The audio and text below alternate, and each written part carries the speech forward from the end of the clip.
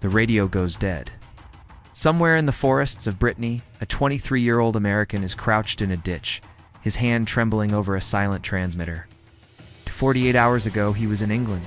Now the Gestapo is 200 meters away, and the only people who know he exists have no idea where he is. What kind of mission is so dangerous, so deniable, that the supreme Allied commander of all forces in Europe is deliberately kept in the dark? On a moonless night in August of 1943, inside a fortified manor house in the Scottish Highlands, a plan was set into motion that would change the shape of the Second World War. It had no official paper trail. It answered to no single command. And the men who volunteered for it were told plainly that their chances of coming home alive were less than even. This is the story of Operation Jedburgh.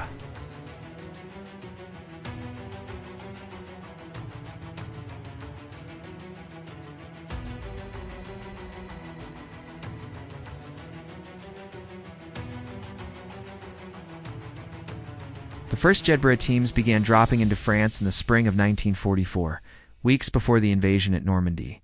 Team Hugh, Team Frederick, Team Quinine. Each carried the same minimal kit: a radio set, a pistol, forged identity papers, a cyanide pill, and a small fortune in French francs.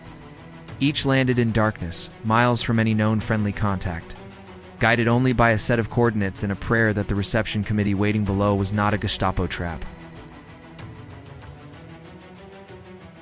The Maquis were brave beyond measure, but they were also starving. Many had fled to the forest to escape forced labor deportations to Germany. They lived in caves, in abandoned barns, in makeshift camps that could be abandoned in minutes. They had hunting rifles, captured German pistols, knives. Against them stood the Wehrmacht, the Gestapo, the Sicherheitsdienst, and, worst of all, the Millos French collaborationist paramilitaries, who knew the local terrain as well as any resistance fighter, and hated their countrymen with the fervor of the converted. The Jedburghs brought hope in the form of steel, coordinated with London via nightly radio transmissions. Airdrop zones were established in fields and forest clearings across France. The drops came in darkness, guided by bonfires arranged in prearranged patterns. Containers floated down carrying Sten guns, Bren-light machine guns, ammunition, grenades, plastic explosive, detonators, and medical supplies. The weapons were crude by military standards. The Sten gun was notorious for jamming butt to men who had been fighting with pitchforks and courage. They were instruments of deliverance. But every airdrop was a risk. Every radio transmission was a beacon. German direction-finding technology had grown terrifyingly sophisticated. The Funkabwehr, the Nazi radio counterintelligence service, operated mobile detection units that could triangulate a transmitter's location within minutes. Jedburgh radio operators learned to transmit in short, staccato bursts never more than 15 minutes from the same location before packing up and moving. One intercept, one careless moment, and the entire network could unravel.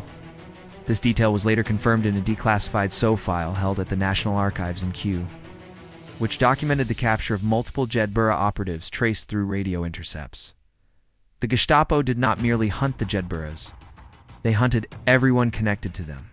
Reprisals were the Reich's favored instrument of terror, and resistance activity was detected in a region. Entire villages paid the price. Oradour-sur-Glane. 642 men.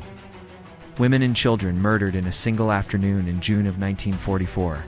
The village burned to the ground, a warning written in ash and bone. The Jedburghs knew that every weapon they delivered, every railway they sabotaged, would be answered with blood. Not their blood. The blood of French civilians who had sheltered them, fed them, hidden them in root cellars while German patrols searched above. This was the weight they carried, not just in their packs, but in their minds. Trust became the scarcest currency in occupied France. In late July of 1944, a rendezvous with a Maquis courier went wrong. The courier never arrived. Instead, a German patrol appeared on a road that should have been clear. The team scattered into the woods, their radio operator wounded, their equipment abandoned. They spent 3 days moving by night, drinking from streams, eating nothing, before finally reaching a safe house, whose safety they could only hope had not been compromised. The courier, they later learned, had been arrested 2 days earlier. He had talked, whether by torture or treachery, it no longer mattered. And yet, the Jedburgh succeeded. By the time Allied forces landed on the beaches of Normandy on June 6, 1944, the resistance had been transformed. What had been a scattered insurgency was now a coordinated force of harassment and destruction. On that single day, more than 900 separate acts of sabotage struck German infrastructure across France. Railway lines were severed in over 500 locations. Telephone cables were cut, bridges were dropped into rivers, where mock reinforcements trying to reach the beachheads found their convoys ambushed, their fuel depots burning, their communications in chaos. The 2nd SS Panzer Division, Das Reich, rushing north from Toulouse toward Normandy, was delayed by over 2 weeks that Allied forces used to solidify their beachhead and push inland. That delay cost the Germans any hope of throwing the invasion back into the sea. It cost them, in the estimation of military historians, the battle for France. The Jedburghs paid for that victory. Of the 93 teams deployed, casualties were significant. Some were killed in combat. Others were captured, tortured, and executed, often in the final chaotic weeks of the German occupation. When SS units murdered prisoners rather than allow them to be liberated, their bodies were found in ditches, in forests, in the cellars of Gestapo headquarters. Some were never found at all. Those who survived carried different wounds. Major Colby returned to America haunted by the decisions he had made, which targets to strike, which villages to use as bases, knowing the reprisals that would follow. Bernard Knox went back to academia, eventually becoming a celebrated professor at Yale, but he rarely spoke of his time in France. The silence was common among Jedburgh veterans. What they had done was not the kind of war that fit neatly into memoirs or medals. It was intimate, it was brutal, it was conducted among a civilian population who suffered for their presence. The legacy of Operation Jedburgh extends far beyond 1944. The Supreme Allied commander knew, of course, that sabotage operations were underway.